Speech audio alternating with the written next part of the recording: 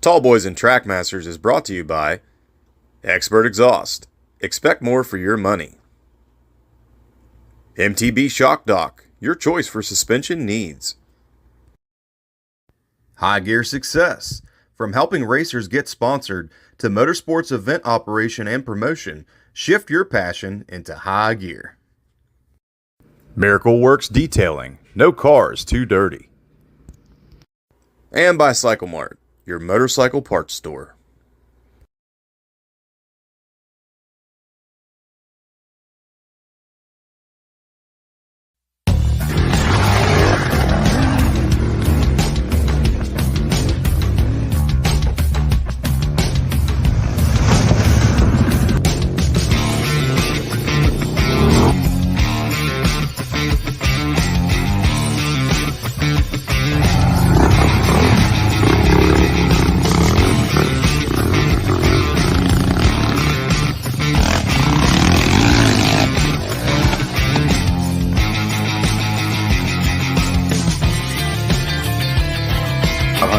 So I need to switch up to some white beer.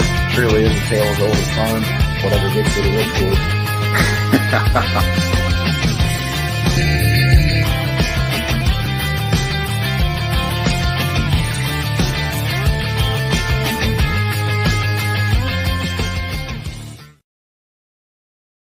Hello, ladies and gentlemen, and welcome to a super awesome. It's episode 50, Trevor. Congratulations. Cheers to you, sir. Cheers to you, buddy. Tallboys and Trackmasters. Welcome back, everybody. Oh, man, there's nothing like that on a Tuesday evening, is there? Any evening. Oh, I'm not picky. so good. How was your weekend, brother? Pretty good. I had a oil seal for my little Honda. It was supposed to get here Saturday, and when it showed up Monday night, it still said it was getting here Saturday. So no action there. I ordered a Scorpion EXO helmet, Yeah. and it said, I got it from eBay, and it said it was going to come in 3 days, I think it was, from Boise, Idaho, right? Well, by the third day, it was still sitting in Grove City, Ohio, thanks to FedEx. So, Yeah, I've been ordering from a third-party supplier out in Nebraska, of all places. yeah. The prices are great, but man, that shipping's rough. Seems like COVID is still an excuse for a lot of stuff like that, too. The eternal shipping excuse. Yeah. Well, ladies and gentlemen, we are super excited this evening. We have a great guest that I don't think we could ask for somebody better for our 50th episode to come on and sit down and talk with us. And that is Mr. Norm Kern. Norm is the president of the Motorcycle Sports Touring Association. He's the coordinator of the MSTA Flyby Week, which I'm sure a lot of you have ridden before.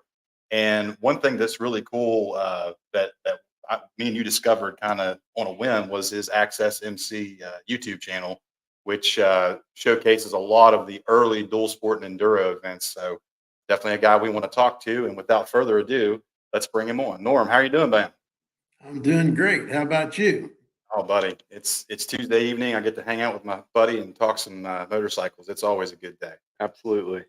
We want to really extend a huge thank you and welcome to our show, buddy. And I'll tell you what, just the phone conversation that I had with you originally, if I could have just recorded that, I think that would have even made a great episode there from what we got to talk to each other a little bit. So why don't you just kind of introduce yourself to the people, what you got going on, and then we'll kind of go down through and break down your life, basically. Okay, well, I'm Norm Kern. I was born in Dayton, Ohio, still lived there all my life, and grew up wanting motorcycles, but not being allowed to have them. And I finally defied my parents and got my first motorcycle. And when I was 20 years old, that was in 1965. Yeah. And since then, I've had 32 motorcycles and ridden about 970,000 miles, rode enduros, dual sport, adventure, and a lot of sport touring. And I did long distance touring in the early days. So, Okay. yeah. So you would say, the two wheels as you found it found you, and you haven't let that go. And I think that is funny how you were talking about, the parents kind of saying no, and you define them a little bit. And I think that's true for a lot of people, especially in our club, that they probably started out that way. I know I was fortunate enough to be born and raised in a motorcycle family and had absolutely zero choice whether I was going to ride or not. So, Yeah, once you talk about some of that's those the way it early, ought to be. yeah, What? yeah, it's a way, yeah, it and I mean, I think I turned out okay. I know some people might not agree with that, but Well, there's saddle for every horse yeah. and all that. Let's start with that. You know, the early days. I know, like you said, you around Cincinnati, Ohio, Dayton area. What was your first experience with a motorcycle? What drew you to it?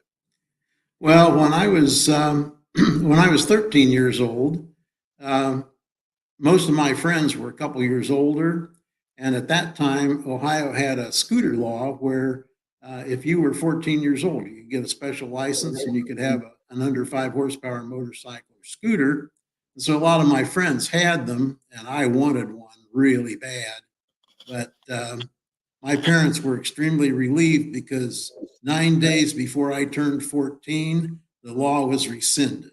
Oh, So, and my parents breathed a big sigh of relief, and they got me a car as soon as I was 16 that I could drive, and they thought the motorcycle problem was over.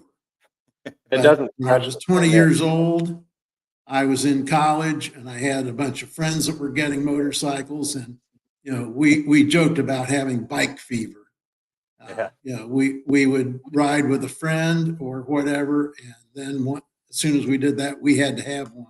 yeah. And my first motorcycle, a friend of mine signed for it because I was only 20. And then I was actually, I got a Honda CB 160 used, and I had it for 2 weeks and 1,000 miles. And, and I stored it at a friend's garage across town, so my parents didn't know about it. Huh. And then I traded it in on a 305 Honda Superhawk, and it was in for the 1,000 mile checkup when one of my friend's mothers ratted on me, and Oh, my parents found out. yeah, So that was how I got started. yeah. That's great stuff. It must have been really cool to. I mean, you got to think that's kind of the starting the pinnacle of motorcycling in America at that Yeah. time. So it had to be really exciting to be part of that wave of God, we've talked about it on the podcast before, but just those that adventurous spirit of wanting to get out, see things from, like you said in your Kickstart articles, from two wheels and a different perspective. What was that time like, where you had all these different motorcycle manufacturers coming in? You had a lot of advances in the industry and that sort of Okay, well, in 1965 to 1970, British motorcycles were king in the what I would call the sport bike world. thing. Right. There's always been the pure touring and cruiser Harley world, but outside of that, British bikes were the thing to have. And my third bike was a 750 Norton, where I learned how to be a motorcycle mechanic. Out of And necessity. it had lots of power. It had great handling. It had a wonderful sound, and it broke all the time. So I had that for a couple of years, and at that time things were starting to change just a little bit. Honda came out with the CB450, which a good friend of mine had one, and that was a very good performing bike. It was better performing and more reliable than a British 650 at that time. And then in '68, I got a used BMW because I was tired of all the vibration and maintenance of the Norton. And that was a great bike, except it didn't have very much power. Yeah. So then in 1969, at the end of '69, I bought a 1970 Moto Guzzi Ambassador 750, and graduated. That was the beginning of my pure touring era. Yeah. And that was when I got married, and we started traveling the country and camping out with the bike, and that was a wonderful time. I'm sure it was. So, Norm, before we go much further, you mentioned that you got married. I remember reading in your article you made mention of your honeymoon trip that was somewhat ill-fated.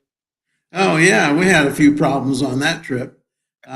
We had we had a lot of problems with flat tires, and of course they were tubed tires at that time. And the reason that we had trouble with the flat tires, you'll get a good laugh out of this. Um, when I put a new tire on just before I got married, I accidentally left a tire iron inside the tire, and that caused the tire to go flat in a fairly short time. And what I didn't realize was it also made a rough spot on the inside of the tire. So then, every time I put a new inner tube in it, it was only a matter of time before that went bad. And so I think we had 3 or 4 flat tires on our honeymoon. But my wife was undeterred. Once we had the Moto Guzzi, we had a really good 2-up bike, and we could ride all over the country. Hold on a second. Good? I'm not getting anything. Yeah, you I did. am now. Okay. Okay, cool. Sorry about that. Okay. That sounds a little better. Yeah, so Moto Guzzi, that's I think, and like you said in your article, whenever you got that bike, there really wasn't a whole lot of those around. So that No. had to be, what would you say, exciting and maybe nerve wracking at the same time, wondering if places you go and in your touring adventures are going to have parts for that. Well, even today, they're pretty rare in the States. Yeah.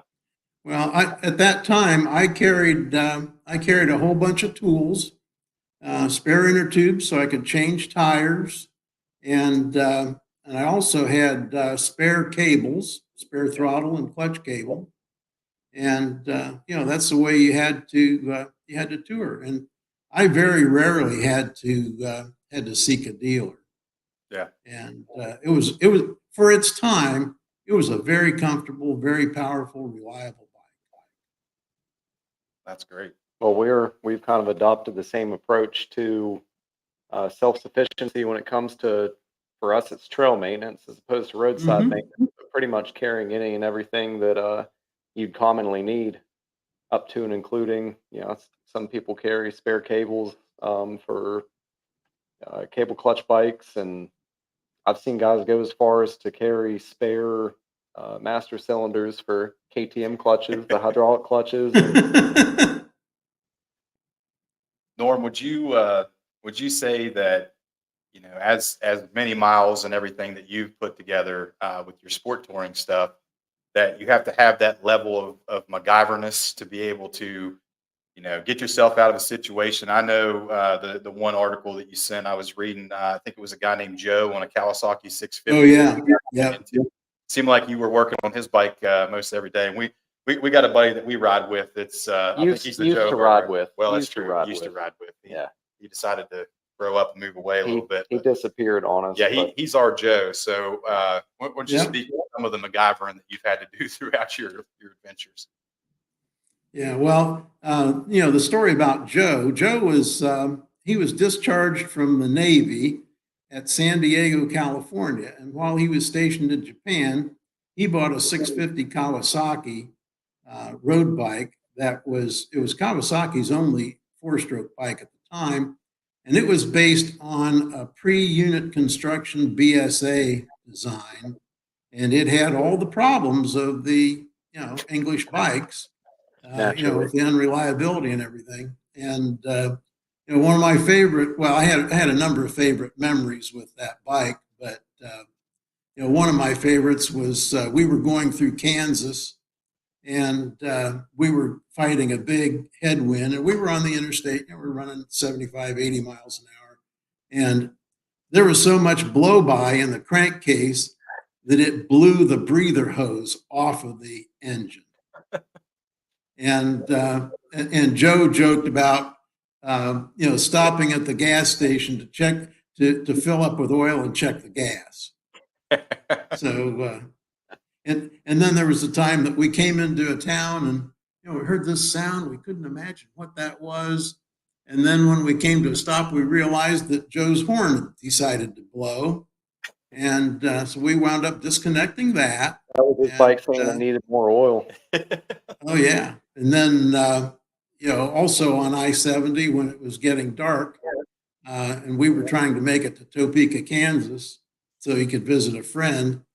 His headlight burned out, and we had to ride about probably 100 miles in the dark, on the interstate with him without a headlight. So we rode side by side, and there was quite a story with that too. Yeah, I've been down that road myself. That XR that I had, that bike was never meant to be street legal, so it had a Tusk dual sport kit that had like a total loss, like lithium ion battery on it, and it was not very well put together. And I remember we was coming back from Elkins one night. It was me and two of the other guys in the club, and in one of the worst like county 2-lane roads, no street lights, there's no houses for miles.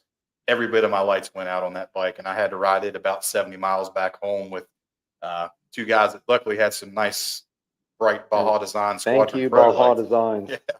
But it was funny because they would get behind me sometimes in a turn, and all that would do would just cast my shadow out in front of me where I couldn't see. You can see everywhere, but where you're heading. I rode. It was out of South Bloomingville, Ohio. This was around 1968. They had a night enduro. It was in the summertime, and I was riding an old 1956 Dot Trials bike, and it was a 200cc Villiers engine, and it had a 6-volt electrical system with one lighting coil, and I had a 25-watt tractor light as a headlight.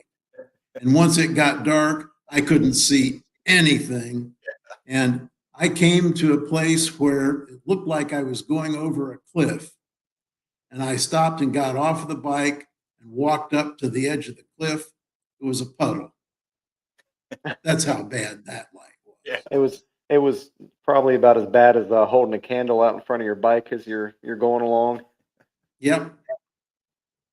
Awesome. Yeah. It's interesting. I'd read your article about Joe. Something that stuck out to me was you stating, don't worry about having your own problems. You can borrow somebody else's anytime, or something along those lines. Yeah, he had plenty to share. It's really interesting how issues just seem to cling to some of your riding buddies. Yep.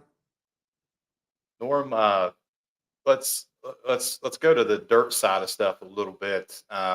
What got your interest in doing some kind of enduro and dual sport style stuff throughout the years? Well, my first interest was in enduros. I had the guy who got me first interested in motorcycles, when I was 20 years old, was a guy named Tom Altz down in Cincinnati, Ohio. And he worked at the GE jet engine plant. He was an engineer. And he had a friend that he worked with that was an engineer that lived in Miamisburg, close to me, who rode enduros. And, Tom told me about, what enduros were all about. So I met this guy and learned some things from him. And I wound up buying this 1956 Dot, trials bike for $110 out of the classified ads in the newspaper. Yeah. And, that's a whole story in and of itself. But I rode that. My first enduro was at Miamisburg, Ohio. It was called it was put on by the Miamisburg Mound Riders, and it's called the Twin Bear Enduro, named after Twin Bear Creek. And they ran you through a lot of creeks. So, if you were waterproof, you could do fairly well. But that was the first one that I ever rode, and I was 4 hours late at the end of the run. It was like an 80-mile enduro. I was 4 hours late at the end, and I had fallen down so many times. There were places where I would fall down, and I was still within sight of the place I had fallen down previously. So, it was rough. Yeah. And then, and my other impression of that first enduro was when I saw danger markers, I thought, well, there ought to be one of those every 20 feet. And but I enjoyed it, and I kept riding enduros on this uncompetitive bike. And a year later at the Mound Riders Enduro, for the first time, I finished without houring out. And then I got an old 1962 250 Greaves, and I started riding that. And when I rode that at Miamisburg Mound Riders Enduro the next year, I won my first trophy, which was High Point B. And then the year after that, I crashed and broke my collarbone. It was my first collarbone. And then the year after that, I was on a 175 Puke, and I won top High Point B again. So, then I started, winning trophies more regularly, and eventually got enough points to become an A rider. Cool. Norm, what was that 250 Greaves like? I've always been interested in the unconventional front forks. It's like leading linked, and yes, that was an amazing bike. All the fasteners on the cycle parts were aircraft self-locking nuts and things. nice. And, for its time, it stayed together very well. It had a 250cc Villiers engine with a 5-speed transmission. And it was a wide ratio transmission, and it had the Villiers motors didn't make a lot of horsepower, but the Greaves had its own cylinder and exhaust and stuff. And, it probably had, 20 horsepower, and it was indestructible. And, I really loved riding that bike. The front forks, that leading link suspension, there was no spring. It used two rubber biscuits in torsion. They were from, I think, vibration mounts for, industrial machinery or something. Yeah. They were in torsion, and those formed the springing. And then there were two little gurling dampers inside the fork tubes. And that fork was indestructible and had about 6 inches of travel, which was, normal for the time. For that And, period of time, that was it was amazing. a fun bike, really fun bike. We're extremely spoiled now in the sense, you can get 10 plus inches of travel in an off the floor enduro bike, Oh, yeah. straight from the dealer. And I didn't come to realize how good we had it for suspension until I came to own a 70s model Trail 90. I think it's like 3 inches front and rear, something like that. And Yep. made me really, it really put into perspective all the times I complained about my Kawasaki's like 8 or 10 inches of suspension as being inadequate, Yeah. Norm, Well, yeah, go ahead. no, you go ahead. Go ahead.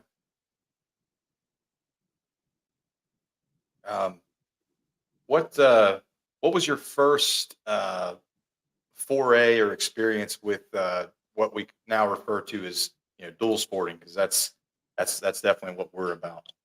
Okay, well, dual sport was the first time that I heard of it was in about, I think it was around 1976 or 77. AMA started, they started having the idea of dual sport rides, and it was basically, it started out as basically it was an unscored enduro, Right. and generally it was easier than an enduro. So for people that were aging out of hot competition in enduros, it was really an attractive thing because one of the things that a lot of people liked about enduros was outside the competition part of it, it was a trail ride. Yeah. And it was going to be a different trail all day long that somebody who was really good at laying out these things put together. Yep. And I had friends that did not ride competitively.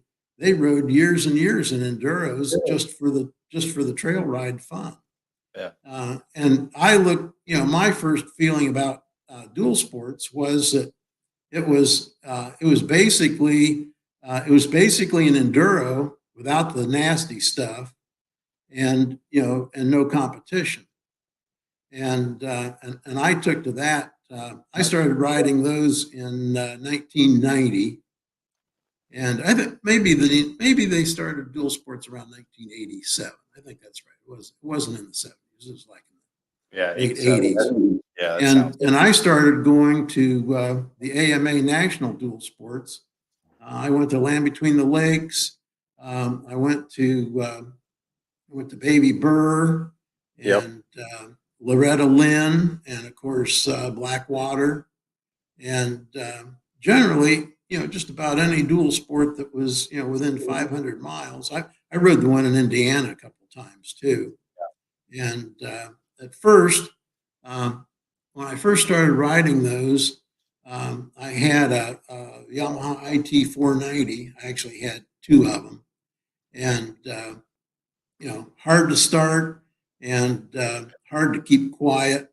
Yep. Yep. But you could be way in the wrong gear if you came to a sudden hill or obstacle or whatever, and you could still make it. Yep. The Power ability to was drag really it right amazing. along is really underestimated. It's Yeah. it's really cool to me to hear you. You talk about the Baby Burr and that sort of thing, because those events are still going on today, Oh yeah. and that's something that's really encouraging to hear that it's obviously a success and it's been going on that long. So and Yep. They still have Land Between the Lakes today too. yeah, that's And, true. and the Renfro Valley down in Kentucky. Yep. I only rode that one a couple of times. That one Yep. is much harder than most of the rest of them. Yeah, that's our 304 detour. That's kind of what we aim to be, is Yep. a little more for the hardcore guys. Yeah. But we do have easy loop for the second day, which is good for the beginner people. Well, Yeah, I hey, Ben. had after the IT 490, I got a Suzuki DR 350, and I had that. I kept that a long time until My mother about has one of those. 2005. I sold that and got a DRZ 400, which I Yep. still have. Yep, natural progression there.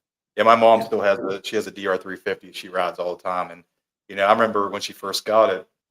I'm coming from a hair scramble GNCC racing background, and one of the biggest, baddest, fastest thing I could possibly get, because everything else was boring to me. And she let me throw a leg of that thing, and I was completely blown away at just how capable that DR 350 was. It was really good at everything, and it was a great Mhm. trail bike, and it kept it up on the highway pretty decent too. I still Yeah. love it, throwing a leg of that Well, thing and riding once in a Yeah. while. Well, on the 350 DR 350, the 6-speed transmission, had a good highway gear. Yeah. I remember out in Moab, I saw on my GPS, I saw, like 89 miles an hour. That's pretty good. That's one of the biggest shortcomings of the DRZ 400 is the lack of a Oh, six yeah. gear. Yeah. Yeah. It seems You can like- buy a 6-speed gear set for it Mhm. if you want to make some modifications and, do a lot of work. Yep, I'm not that exactly. ambitious. So. But it seems you can, for our use at least, you can either gear one of those bikes for trail use or road use. It's really difficult to split the difference without Yeah. one or the other suffering. Well, one of the things I did in mine shortly after I got it, I put a recluse clutch in it, Yep. and then I could gear it higher because if I was in a tight spot or a steep hill or something, you could gun the motor and slip the clutch a little bit, Yeah. and still and your gearing wasn't as much of a hard limitation. Norm, let's talk about the Blackwater dual sport ride, because Yeah. I'll be completely honest with you. I've known all about the Blackwater 100 most of my life growing up. That was the pinnacle of hardcore racing back in those days. Oh, My yeah. dad did it a couple of times. We know multiple people that have competed in that thing. But to be completely honest with you, until we stumbled across your Access MC YouTube channel, I had no idea that they even did a Blackwater dual sport ride. And it was just absolutely amazing to see that old footage that you put together. So let's talk about that ride in particular, and then we'll kind of Okay. jump into your Access MC channel a little bit. Okay. The Blackwater 200, as I recall, I rode that every year that they had it. I think they only had it 2 years. Okay. And, and that was put on by Davy Combs. Yep. And and his daughter Carrie, and I can't think of her husband's name, but you guys all know him. Yeah, probably Jeff. Yeah, Jeff. And we covered that. There were two of us. A good friend of mine from Dayton, a guy named Carl Sukamel, who helped me get started in the video business. We each carried a high 8 conventional, camcorder, and they were much more compact than a VHS, and it's certainly better quality. Yeah. And so, we carried the cameras with us, and we would find good places along the trail. And of course, you saw a little bit of footage that was taken on the road holding the camera while I ride. Yeah. So I know those were good times. We spoke when we spoke on the phone. I know you were talking about those early days of basically putting together your own helmet cam, which absolutely fascinated me. I know you said that you guys had kind of put together one with I think you said it was aluminum tubing, like square tubing, and yes, yeah. Would you like to see it? Yeah, I've got it right here. Yeah, let me get it. Be right back. All right. I know we were when we was on the phone. I was talking about seeing those, the old Supercross videos from the '70s, where the guy literally has a VHS camera strapped to his helmet with a counterweight on the other side that help bounce it out. This stuff right here is absolutely fascinating to me because this is the GoPros right here. This is one of the grandfathers of it right here. It's definitely a lot more effort back in that period of time to get any amount of footage, and here we are today complaining about a 4-ounce GoPro. I guess it's been misplaced. Oh, unfortunately. Well, why don't you just give a description of what you had there? Well, it was about this long, a little over 3 inches, and it was square tubing. It was like 1.5, 1 3/4 inches square, and had the camera mounted in it, and it had a glass window in it to protect the lens and keep it dry, and it had a couple of cables that went to a high 8 camcorder, which I might, just a second, let me find it here real quick. All right. I hope he finds it. I want to see that thing. I want to see the predecessor to what we use now. Yeah, we'll definitely touch on that, and then his for those of you watching, make sure you check out his YouTube channel as well. It's Access Space MC. He's got so many awesome old videos of all these dual sport events and some enduros. It's if you got a free evening, it's definitely sitting down and worth checking out. Especially if you're a junkie for old school bike graphics and gear, the neon colors, the zebra stripes, like that's such a cool little. Yeah, here's the handy cam that we used. Yeah. And we plugged in. There was a camera, audio, and video input. Yeah. So that you could use this as a recorder, and you could use the viewfinder in the camera to check your field of view. Yeah. And I used I had a chest protector, and I had a fanny pack that the camera would fit in, and I ran the fanny pack. The fanny pack was right here on my chest, so that I could reach in, and I had the power supply for the camera and everything. If you look in the Baby Bird 1994 video, which uses that camera, in the opening sequence, in the first wood section, you will see me come by, and you'll see the camera on my helmet. I will definitely check that out. Yeah, I know we were sitting here. I think it was last time we were here. We were actually watching some of the Blackwater footage while we were kind of cleaning up and setting the office up a little bit, and we were joking around because at that time you could see like a brand new 1994 XR650L come by, and we're like, hey, look, it's a 2023 XR650L. Yep, the bike that doesn't change. Well, that might have been. Who rode a 650L in the Blackwater 200 with his wife on the back? It was Bill Kepner. We saw some footage of him. I was very impressed. Yep. Yep. friend of the program, Rob Aldakovic, Yep. from New Jersey, him and his wife Lisa.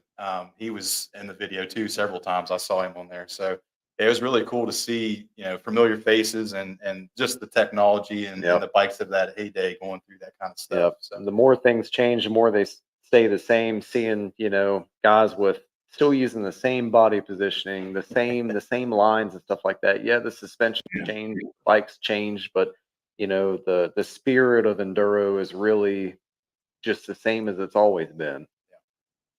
Norm, why don't you speak on Access MC? I know you were talking to me on the phone a lot about it, and it's very interesting how you were one of the first guys to kind of bring that to the people, the footage of these events and these different enduros and that such. Okay, well, the way that this idea came up, I was interested in documentary filmmaking. I actually taught filmmaking at Wright State University as an adjunct instructor in the 1970s. But I got frustrated with film because it was too difficult, and I wanted to do documentary style, with portable cameras and good synchronized sound. Rather than music and narration and all that stuff all dubbed in later. So I got out of it in the 1970s because film was too frustrating and video wasn't ready. But in 1989, Canon came out with the high 8 format, and that gave you good quality in a compact camera that was very portable and good quality sound as well. And then you had super VHS decks where you could do insert editing, which made you were able to edit more like film, and you had good audio. So I thought, well, it's time to get some of this stuff and go off to the races. And I've been a life member of Dayton Motorcycle Club. I joined the club in 1967, and I'm still a member. And I had made 8mm and Super 8 films for Dayton Motorcycle Club. I have an enduro film from 1973 of the Dayton Motorcycle Club's Salty Dog Enduro. And I don't have it on YouTube because it used copyrighted music. And so I couldn't put it on YouTube. I've got it on a server. I can send you a link to it and you can watch it. We definitely like that. Please. And we'll definitely take care of that. And I've also got some, Dayton Motorcycle Club films that I made with sound that had copyrighted music. So those are missing from YouTube. Anyway, so anyway, I had this idea that I was, everybody in Dayton Motorcycle Club and everybody that I knew in motorcycling was frustrated with the fact that there was no motorcycling on TV. Yeah. And so, I learned about, my friend Carl Sukamel that was helping me. He told me about public access, and so I went to the public access people, and they were looking for shows, and so I started making mini documentaries of motorcycle events, and I won several awards for these shows because all the other public access stuff was just talking heads sitting in a studio, totally uninteresting. And people who watched cable TV, when a commercial would come on, they would flip channels to find something else to watch. Well, my show had the noise of the motorcycles. It had action, like a motocross. It had people flying over jumps and all that kind of stuff. And so people would land on the public access channel, not even knowing it was the public access channel. And, they'd see action and stuff, and they'd start watching it. And since we didn't have commercials, they watched the whole thing. Yeah. And, we had a little, announcements at the beginning and end that, it was sponsored by Dayton Motorcycle Club, and I got some other dealers and other people involved. And I wound up raising a couple $1,000s a year, from the show, and bought some better equipment with that. Yeah. And I started doing these shows every month, and we wound up. We were on 2 cable systems in Dayton. We were on one in Cincinnati. We were on the one in Columbus. Bill Kepner submitted those for me, and the public access channel in Athens, Ohio. They carried it, and then a guy up in Grand Rapids, Michigan, read about the show in an article in the AMA magazine, and he bought the entire series and submitted it to run in Grand Rapids, Michigan. So we got out there. We got out there quite a bit, and I would shoot a detailed video. I would shoot over 2 hours of footage. At an enduro, for instance. Greenville Enduro was one of our favorite events to cover, and some years we had 3 camera people, and we would make an event video that would be better part of 2 hours long, that had lots and lots of stuff in it, and then we would distill best action from that and make an Access MC episode out of it.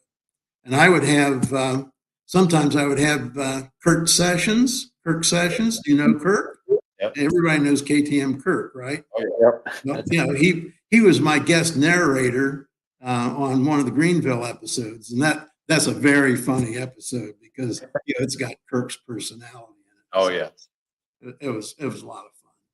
How So, long? what? How long did you guys do that for? Public access? We did Access MC for 4 years, and we didn't quite get a new episode every month, and we had a few repeats. I think there's about there were 44 episodes altogether, but I think 36 of those are actually unique. Because a few of them were repeats. Okay. But, And that was a large body of work. Oh, I Without can't- a doubt. I can't imagine just doing what we do with this production, and then I have my YouTube channel where I try to throw some dirt bike riding stuff together once in a while, and just for me, like with the technology that we have, it's probably the easiest it's ever been. I literally can edit all the videos I do right here on my phone. It doesn't take much effort. I can't imagine having to actually sit down with actual film and add sound and that type of thing. Like, props to you for showing everybody, like you said, there's adventure around you. You're showing the highlights and actually showing what you're talking about. So well, and Access MC was done before nonlinear editing.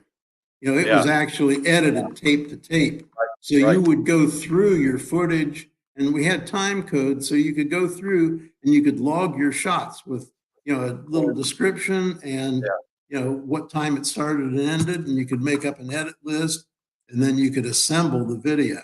Yeah. And after you assembled the video with the live sound, you could add, if you wanted any music, you could add that, and you could also add narration. Well, to be able to sit here now and watch well put together footage from riding in that era, that period of time, there isn't hardly any hardly any of that kind of footage available anywhere else. Exactly. So, from the two of us, at least, thank you for putting in the effort to create something like that. Like I said, it's great to be able to sit and watch that, especially as a junkie for,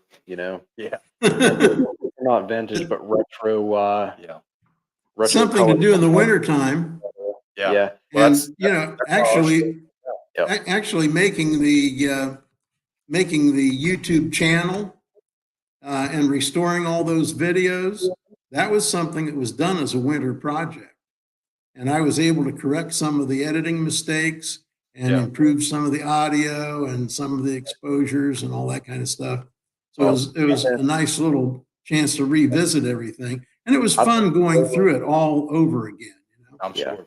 I've been slowly working through your catalog during lunch breaks at work for probably the last week or so. So yeah, we plugged the YouTube while you were looking for the camera there earlier. We'll say it again. Look up Access MC on YouTube. How many videos do you have on there total, Norm? Do you know? It's between 75 and 80. Yeah, so there's That's plenty a Quite lot a of bit of a lot footage lunch here. break yet to go. And we get, we don't do any promotion or anything. People just find it and watch them. that was us, like we said, we had no idea, and it just popped up randomly on the algorithm one day. It was like, Yeah. oh my God, this is fantastic. Well, we get about, in a typical month, we get about 34,000 minutes of viewing. I believe it. And that's far more than we ever got when we were on public access. Sure. It's a little more available now, I think. Yep. It's easier to just click a button and watch that stuff. Yep, it is. Norm, we'd be remiss if we didn't touch on the MSTA. So let's talk about that a little bit, and then we'll kind of work into your guys' big event with the flyby week. Okay. Well, my interest, originally my road riding interest was in long distance touring. And, as I got older, I got away from camping and all that kind of stuff. And in about, in 86, I had a Honda 750 Sabre, which was, a sport touring bike, an early one. And I liked it, but it wasn't quite big enough. And I had a friend who was a mechanic that worked at a Kawasaki shop, and he had gotten one of the very first 1986 Kawasaki Concord bikes, and it was the end of the season, and it only had like 6,000 miles on it, and he didn't have any garage or anything to put it in the wintertime, so he offered to sell it to me. So I got that, and I started riding that, and that was when I started to transition, because it had really good brakes, it had lots of horsepower, and it was a great long distance bike, and integrated luggage and integrated fairing and everything. And that really got me oriented towards sport touring. And in 2001, I had finally gotten rid of when I started my full-time video business in the 1990s, I was pretty much away from motorcycling for 96 through 2000, getting my business established. And, the Kawasaki sat around most of the time. And in 2001, I wanted to get back into it. So I got rid of the Kawasaki and got a Honda ST1100. And I had been in the Kawasaki Concord owners group, and I liked their monthly magazine and all the, service information and everything. So I wanted to find something similar for the ST1100.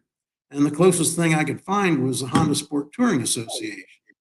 So, I joined that, and I went to my first event, which was called Darrell's Spring Ride. It was down in Harrison, Indiana, right on the Ohio border. And I remember when I pulled into the parking lot there were all these people on these sport touring bikes. They were wearing full gear. They were people that obviously knew how to ride. The bikes had good tires on them. There were no squids there. And I thought, well, shit, I spent the last 20 years looking for these people, and here they all are. And so, I got on that right away. And, within a year, I was going to rallies and things. And as time went on, I got further on in my business and got closer to retirement. And in about 2008, I would ride my motorcycle when I didn't have a video project, that was pressing. And then about 2012, I flipped and I started doing video projects when there wasn't riding to do. And then I retired from my business in 2018. Yeah. So as time went on, and when I got involved in MSTA and went to these rallies, they had all these wonderful routes, and people were starting to get GPSs and things, and I got a GPS, and I learned how to make GPS routes, and then I sort of became the club's GPS routing guru, and I started collecting the routes from all the events and things, and it just went on, and I kept getting more and more involved with the club. And 2017, in 2016, I was on a tour in UK motorcycle trip, and I was with Pat McGovero, who was one of my fellow MSTA guys, and he was talking about volunteering to become president of the club, and he asked me if I would be his vice president, and I said sure. So we started in 2017, and we did it through 2023. And we've been modernizing the club and rebuilding events and fighting the attrition problem with people aging out and younger people not being joiners. And working on all those problems. I could spend I know a day talking to you about that. You talk about that on the phone. And then Pat wanted to retire as president, so I took over as president at the beginning of this year. So that's awesome. That's basically the story. I know, obviously one of your guys' biggest events that you do is the Flyby Week. I've seen flyers about it before I even knew what it was or knew who you were. So let's touch on the Flyby Week a little bit and what you guys have going on this year. Okay, well, the Flyby Week started out in the late 1990s at Marietta, Ohio. And for 20 years, it was run by one of our members, John Campbell, out of Lebanon, Ohio. And he wanted to retire at the end of 2017. And there wasn't anybody stepping up to take it over. So I thought, well, I'll take it over and, see what I can learn about promoting. And I had, at that time, it had always been a weekend event. People would come on Friday night, ride on Saturday, go home on Sunday. And, over time, we started coming on Thursday, so we'd ride on Friday and Saturday. And then I had some friends from Dayton that were a lot younger who had trouble getting off from work and stuff. And they wanted to, rather than try to get off work a bunch of times to go to different events, they loved to go to Marietta. So they decided they were going to go over to Marietta for the flyby and just go early and stay the whole week. Yeah. And I thought, well, if my friends are going to be there, I might as well go for the whole week. And then once I started doing that, I thought, when I took over the event, I thought, well, since we're here all week, we can just make the event all week and we'll call it Flyby Week. Yeah. So it's been building up since then. And there were only a couple of events in the club that had people who did websites for their events, most notably Bull Shoals out in Arkansas. And I thought, to share routes and promote the event, we needed a website. So I built a website and started developing that.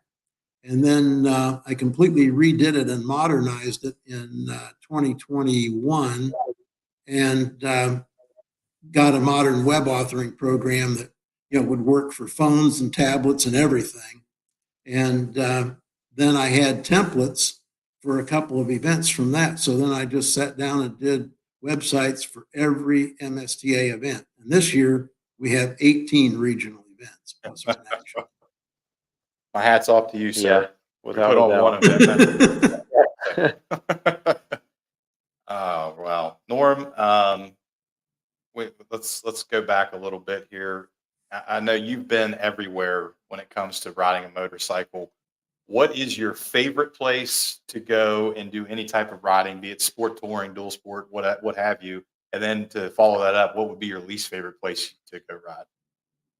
Okay. I would say my favorite places to go to MSTA events, of course, Marietta, southeastern Ohio and northern West Virginia. Those are excellent. Lewisburg, West Virginia, which is Fall Colors. That's another excellent location. Little Switzerland in North Carolina on the Blue Ridge Parkway. That's our Big Lynn Lodge rally.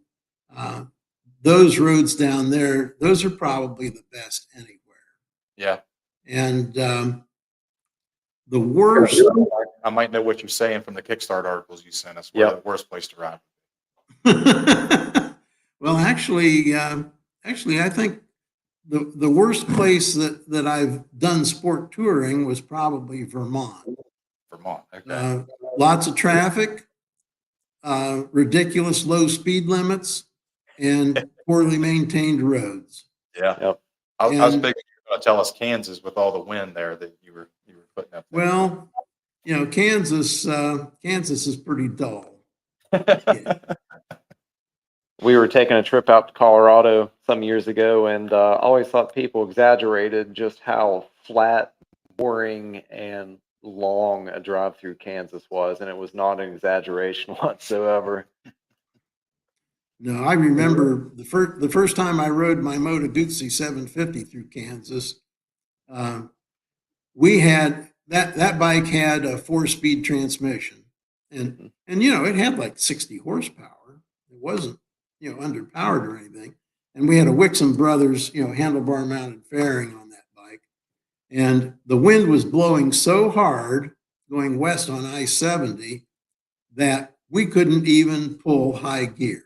We had to run third gear, and the fuel consumption was so much higher than normal. We had just passed an exit, and I went on reserve, so I turned around to go back to the filling station, about 5 miles, and as I was going back, I put my arm out so that I could feel the breeze, and I slowly speeded up to see how fast I had to go to get no wind. It was 45 miles an hour.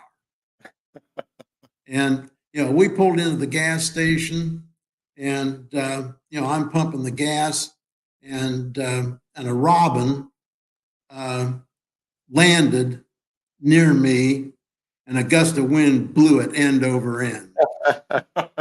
And I thought, yeah, that pretty well sums up Kansas. Yep, that summarizes it pretty well. Yeah. Trevor, do you have some other stuff you want to touch on? Anytime we get a chance to talk to somebody who's had a lot of experience in motorcycling, I always like to ask, with all these technological advancements like traction control, rider aids, etc., do you think that we're starting to, I guess, get away from the spirit of motorcycling, or do you think this is just a continuation of what you experienced? Okay.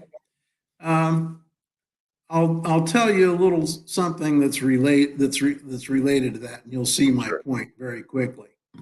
People frequently ask me, well, you've had all these motorcycles over the years. Don't you miss them? Don't you wish that you had those motorcycles back? You got rid of them. Aren't you sorry, et cetera, et cetera? But I have to say no. The motorcycles I have right now, I have a 2016 FJR ES with the electronic suspension. I have the 2021 650 V-Strom XT that I just bought to replace the one that got crashed in early February. Yeah, we're glad you're okay. Yeah, me too. It was a pretty scary crash. Anyway, I have my DRZ 400E that I got in 2006. Okay, so I have those 3 motorcycles, and I would rather have those 3 motorcycles than any of the previous ones that I've ever owned. They are refined. I'm old enough. I don't like to work on motorcycles all the time. Yeah. I want something that's reliable. And those are reliable. When you go out to get on them, they start, and you can go for a ride, and you can enjoy the road and controlling the bike and everything. And you don't have to worry about, well, what's that sound that it's making? Yep. Yeah. You're not dealing with filing points or back to your days with Lucas ignition system and your Norton.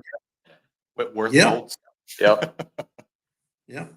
Looking back at the Norton, what I always said about that was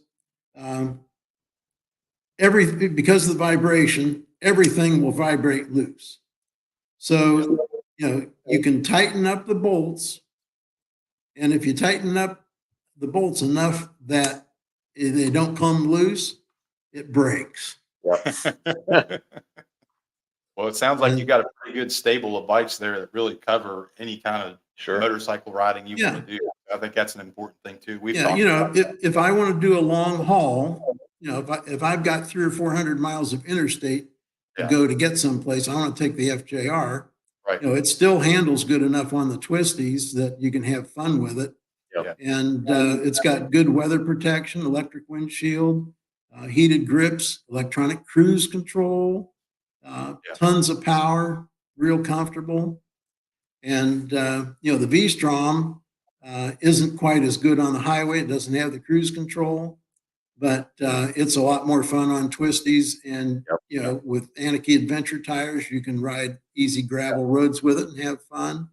So, it's very versatile and, it's certainly fast enough. Yeah. So, yeah. That's anything else? Nope. Well, there's a lot more questions I'd have for Well, we may have in the to future, but we may have to do a part 2 episode with Norm, because I'm sure we can sit here for days and talk with him. Let's go through some of the comments we've got there. And I think you'll get a kick out of this, Norm, because I see a lot of people that know you that are commenting on this as well. So we'll just kind of go through them here together. Aha, there's Brian. Hi, Brian. Yep. Brian Holmes says, hi, Norm. Got another one. I'm not sure who that is from Facebook there, but it says, hi, Norm. Okay. Trevor always helps me out with do that. yeah, I'm trying to get it to load in here. Keeping up with Norm is always a challenge with Facebook. I think that was Irish Gypsy George that put that on. Oh, yeah. It's funny how these riding circles just kind of interlope with each other. Yep. Scott Lane was talking and said, aging out, even at his age, he can still ride circles around me. Yeah. Scott's a very good friend. He's helping me with some routes for a new event. Cool. Yeah, Brian says same. Norm's a great rider. Next one up here says they remember seeing that IT in the videos. Yep. That's good. It's probably Rob. That was Rob. It says I rode a 93 XR 650L in both of the Blackwater 200s. And looked good doing it. Yeah, you did. Let's see. Brian says, you got time, see what he can tell you about synthetic motorcycling. Must be an inside joke. No, there's actually a video on Access MC. Okay. Okay.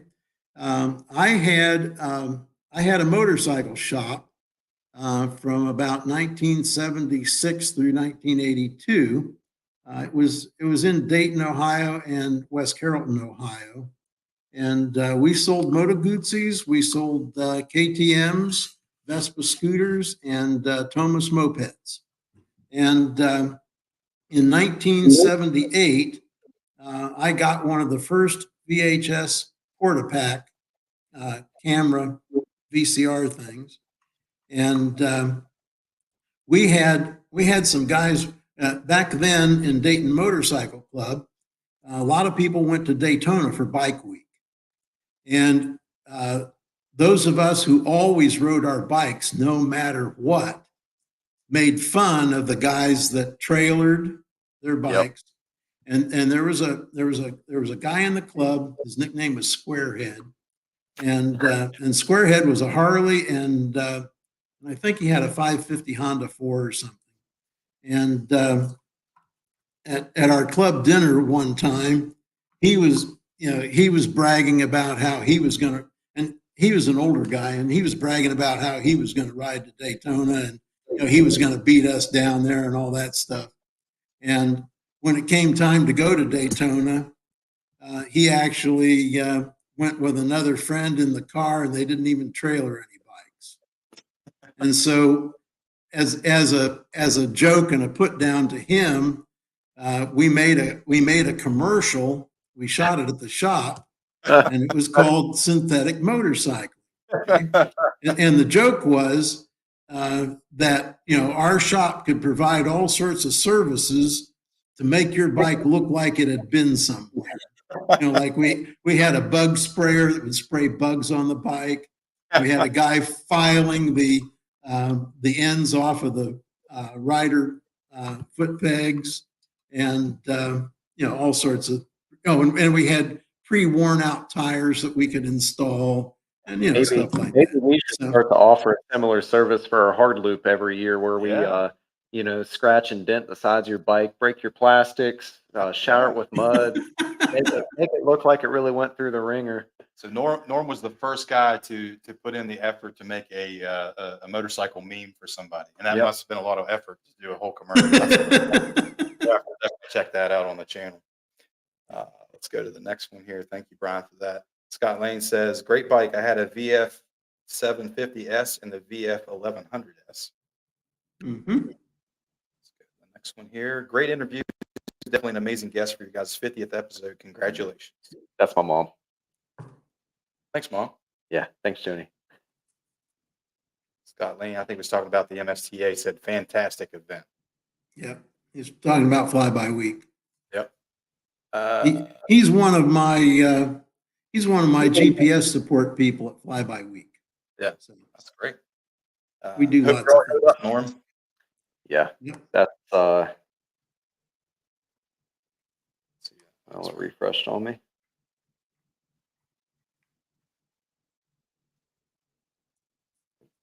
Okay. Said I could see you and Trevor being interviewed by someone someday. Nah, I don't think anybody likes us enough to do that. Ain't no way. Be a long Well, way. once you have enough history, they'll want to interview you.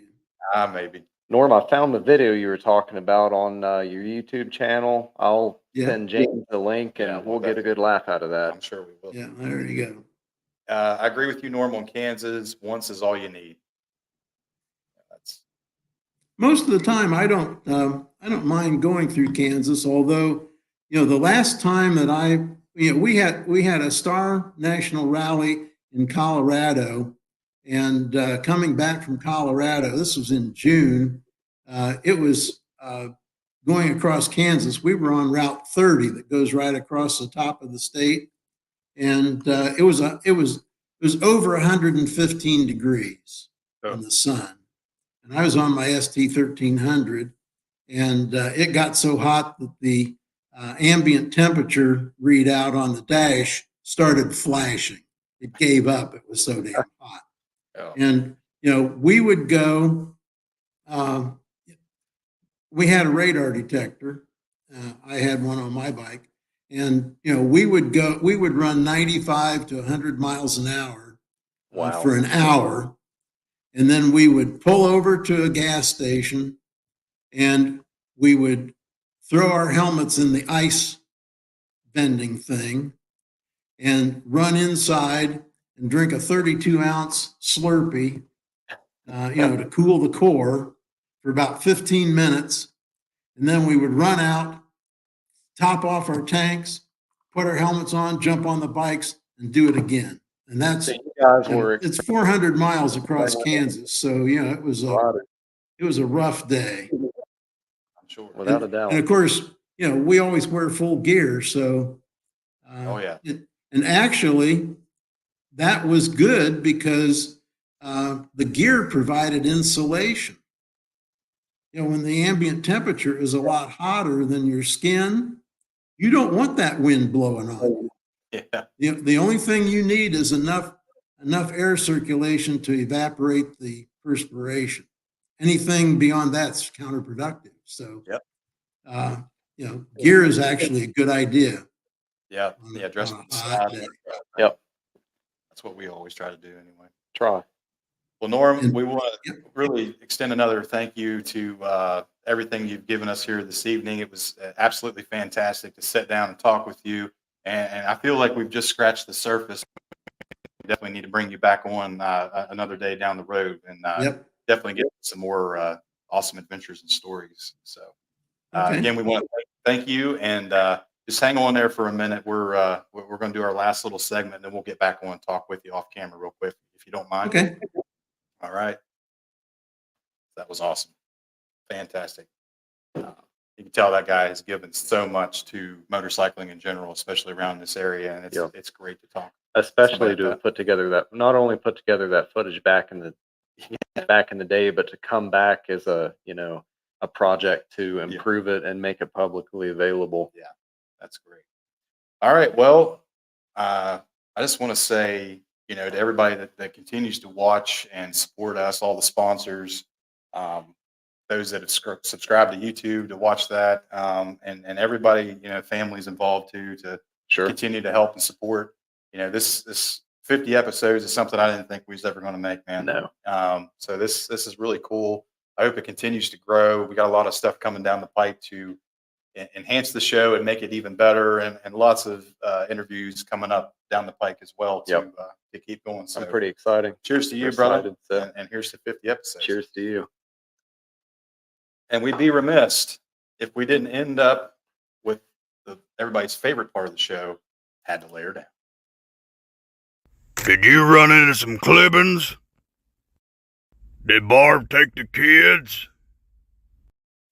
Well, Hoss, maybe you had to lay her down. Tonight's had to lay her down is one that I sent you on Instagram there a while back. That just this guy's got to be the luckiest dude of all time to make it through this. So Agreed. give me 1 second here. We'll get it pulled up. Tallboys and technical difficulties. Oh, you've got my patience. I better. You're sitting right beside me now. Can't just I'm leave. within strangling distance. Let's see if this will pull in. I'm on. Wake up now. It's gonna load in or not, buddy? Might have to save that one for next week. There we go.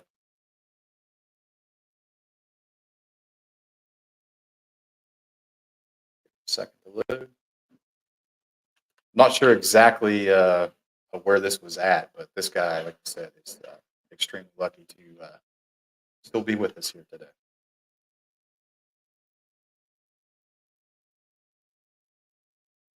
Maybe.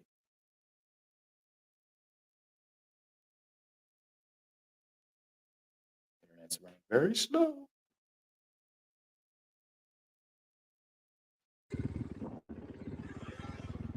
Oh, shit.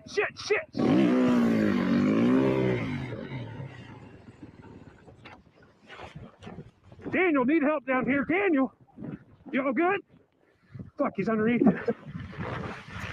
Hold on, buddy. You imagine. Luckily, just his head's. Yep. I need some help. That's terrifying because that's how Ken blocked one out. Come on, people. I think it pays dividends to know your surroundings and know how thick the ice is when you're out there trying to ride on it. Yep. So hopefully you guys don't do that in wintertime around this area because it doesn't really get cold enough. I can't afford a snow bike kit anyway, so we're safe. Maybe down the road. Maybe. We get to 100 episodes, maybe we can make that happen. So once again, thank you all for tuning in. We'd like to send a special thank you to Norm Kern for sitting down and talking with us this evening and sharing his story. And like I said, I think we just scratched the surface on that. So make sure you guys check out his YouTube channel as well, Access MC. There's all kinds of great content on there to pass the time and check out the history of dual sport and enduro riding. So once again, thank you, sir. Thank you. And we'll catch you guys next Tuesday night for another episode of Tallboys and Trackmasters. Thank you.